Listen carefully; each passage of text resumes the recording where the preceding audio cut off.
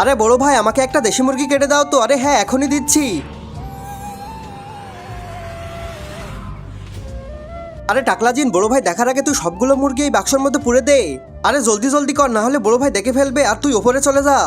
এই দেখো মোটা ভাই কত সুন্দর একটা দেশি মুরগি, এটাকে কি কেটে দিব? হ্যাঁ জলদি জলদি এটাকে আমাকে কেটে দাও। তার আগে বলো তুমি কি এটা কি রান্না করার জন্য নিবে নাকি বিরিয়ানির জন্য? আচ্ছা ঠিক আছে, বিরিয়ানির জন্য তাড়াতাড়ি রেডি করে দিচ্ছি। মোটা ভাই এটা কিন্তু দেশি মুরগি, এটার দাম 500 টাকা রাখবো। আচ্ছা সমস্যা নাই, তুমি দাও, ঠিক আছে। হা হা হা হা, আপনি একটা মজার মানুষ বড় ভাই। আজকে তোকে দিয়ে আমার মোটা ভাই বিরিয়ানি রান্না করে খাবে আর আমরা সবাই মজা করে খাবো। আরে মোটা ভাই সব মুরগিগুলো তো নিয়ে নিয়েছি, এখন আমাকে কি করতে হবে? আরে তোকে যা বলছি তুই তাই কর, আজকে আমাদের বড় একটা দান মারতে হবে। তুই শুধু দেখতে থাক কি হয়, আর তোকে যেখানে যেতে বলেছিলাম তাড়াতাড়ি চলে যা। তার আগে তুমি যদি তোমার মাকে এবং তোমার বাবাকে ভালোবাসো তাহলে অবশ্যই ভিডিওতে লাইক করে চ্যানেলটি সাবস্ক্রাইব করে দাও। আর তুমি যদি লাইক সাবস্ক্রাইব না করো মনে করবে তুমি মা বাবাকে ভালোবাসো না, আর কমেন্টে আই লাভ ইউ মা বাবা লিখে যাও।